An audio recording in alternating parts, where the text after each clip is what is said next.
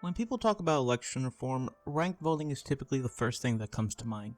I like to mention star voting right alongside ranked voting because while ranked voting is more popular, it's more likely to spread, and is superior to plurality voting, star voting is still the more efficient system. Very quickly, I'd like to explain what the voting systems are and how star voting is superior to ranked voting. Plurality voting is what we're familiar with. One person, one vote, which ultimately leads to multiple individuals splitting the vote. This is called the spoiler effect, and it's how politics has descended into a two-party system which we have today. Coalitions rule, because it's smarter to vote for the candidate most likely to win than to throw your vote away to a non-coalition candidate. To give an example, let's say there are 3 candidates running, 2 candidates have platforms similar to each other, and so they both end up draining each other's voter base. Most people like their platforms, but them splitting the base causes the third least liked candidate to win. This eventually leads to factions working together to eliminate outsider candidates. It establishes coalition-sponsored candidates to outcompete everyone else, hence why we have our two-party system. When this trend continues, it's nearly impossible to shake off. You as a voter has to accept these coalitions, because if you don't and decide to go third party, the person you dislike most will have their chances of winning improve due to your lack of participation. Under plurality, you'll never get the candidate you want the most, and always have to settle for the candidate you're kind of sort of okay with.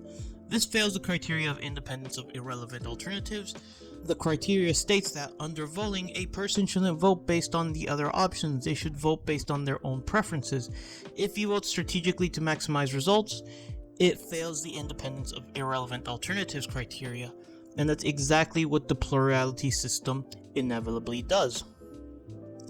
Ranked voting has been proposed as a potential solution to this. Ranked voting is where the losing candidate's vote goes to the voter's second choice, and then third, and then fourth.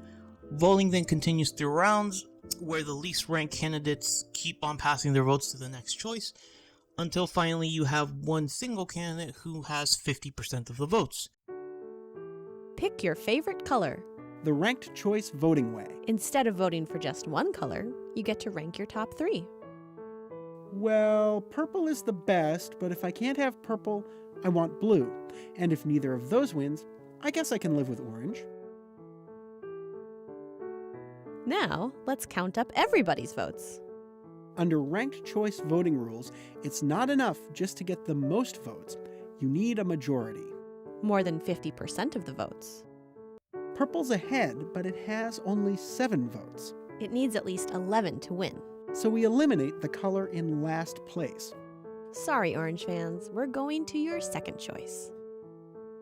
2 more for green, 1 for purple. but no color has 11 votes yet. Still no majority. Bye-bye, blue. 1 more for purple, 4 for green. and we have a winner. The ranked choice voting way.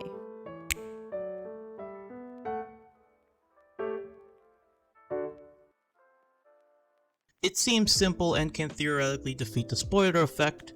There's just one problem to this. Ranked voting eliminates compromised candidates first. Under ranked voting, there's this assumption that you can safely pick your preferred candidates first, but in reality, this might end up hurting your own self-interest. Because if your favorite candidate loses and your second favorite candidate gets eliminated in an earlier round, the winner may end up being a candidate that the majority of voters are against. This can lead to mass voter dissatisfaction because the winner in a ranked voting system can still have less than 50% of the approval rating. Let me give a real life example of how this happens. First, keep in mind what a Condorcet winner is. A Condorcet winner is basically the guy who beats everyone else if it were a 1v1 matchup.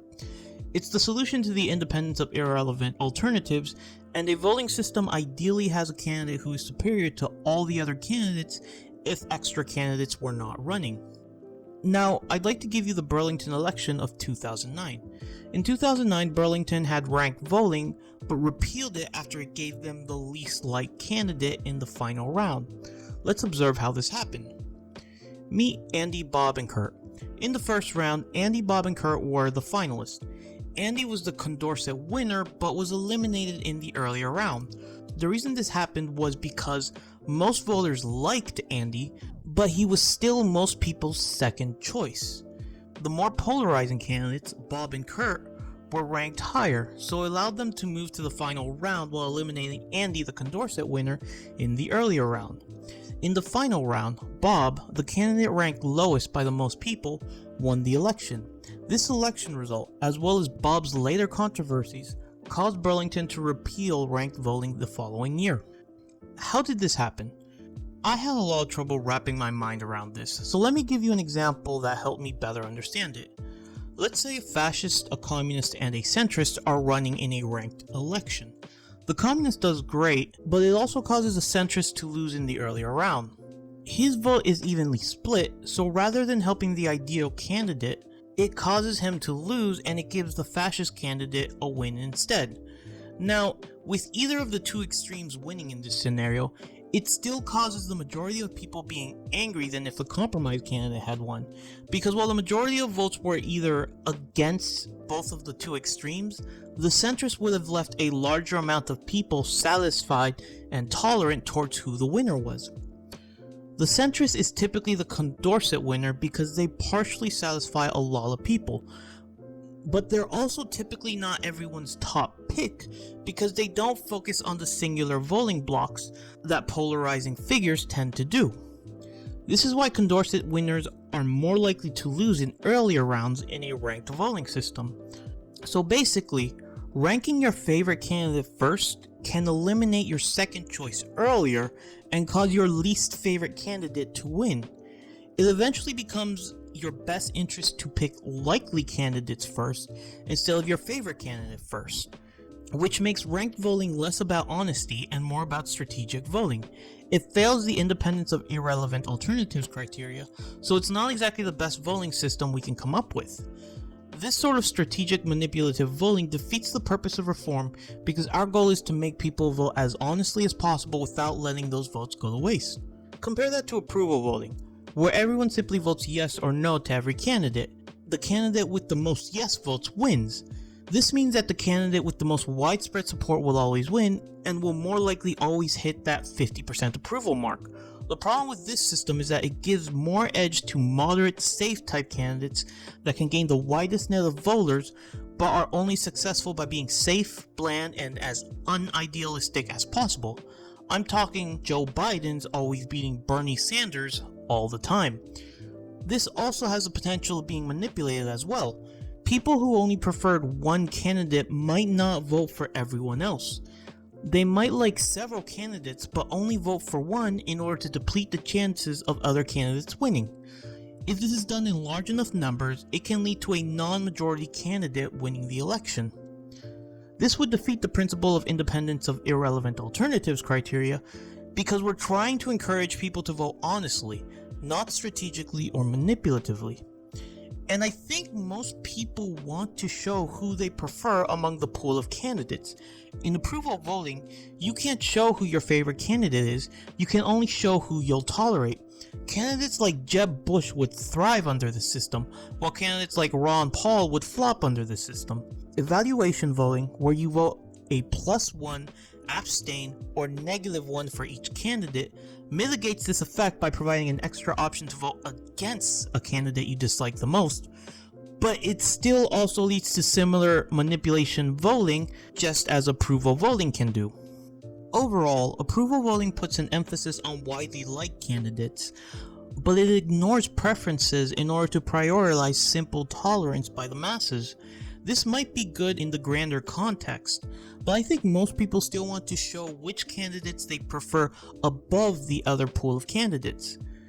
We just need a way to account for that, but in a way that doesn't throw away your vote if your candidate loses. Which brings me to star voting. Star voting is where you score your candidates like an Amazon review. 1 to 5, and the candidate with the top 2 rankings go to the second round. Star stands for score, then automatic runoff. Whereas score voting simply stops at scoring, where the highest scored candidate always wins, star voting includes a second round, where the top 2 candidates face off 1v1. Based on where you rank candidates in the first round, it will determine where your vote goes in the final round of star voting. So it's a 2-round system that includes scoring and approving the candidate, but why a 2-round system when you can go for simple score voting? Here's why. Because if it were a single round of scoring, the smartest thing you could do for your favorite candidate is to vote only in 1s and 5. This is called the bullet voting strategy, which allows people to maximize the impact of their scores by being completely bipolar instead of ranking people honestly. When bullet voting is done in large enough quantities, it devolves into approval voting and causes the same kind of voter manipulation problems as the other systems do. And as people figure out that they have more strength in voting against people than for people, the system soon becomes less about liking the candidate and more about voting against the other candidates that you don't like. Star voting eliminates the bullet strategy because the scores of the first round determine the vote placement in the last round. If you tried bullet voting, you forfeit your vote in the second round. Since the last round is 50% of the election process, very few people are actually willing to do this. And if they did, those people have consciously determined that they don't care who goes into the second round and only care about emphasizing in the first round, which means the second round allows for everyone else to voice their opinions regardless. It's like a mixture of 2-round ranked voting, scoring, and approval voting all at once, while removing the worst parts of each of them. Centrist candidates who have a majority approval benefit from large swaths of people giving them higher scores. Polarizing candidates who don't have majority approval are likely to lose in the second round, which means the winner will have to be well liked and well preferred among the masses of the people. It allows for expression of preferences, favors majority-like candidate, is very difficult to manipulate, and encourages people to be more informed about political candidates. Another big reason why voter satisfaction is higher in this system is because it gives losers in the first round a chance to say who they like in the final round. Even if they disliked both candidates, they still get the option to vote against the candidate that they disliked more. Everyone gets a say in this selection process no matter what, and that leads to greater satisfaction in this kind of voting system. Now, I still support ranked and approval voting over our current plurality system, but star voting is still the superior system. So if you ever want to explain what star voting is to people, and why it might be better than other models, please share this video. And as a friendly reminder, it is okay to advocate for both ranked voting and star voting at the same time. Ranked voting is, after all, more popular right now, and it can serve as a great first step into getting star voting implemented. Hope you guys enjoyed this video. I enjoyed making it. Axel logging out.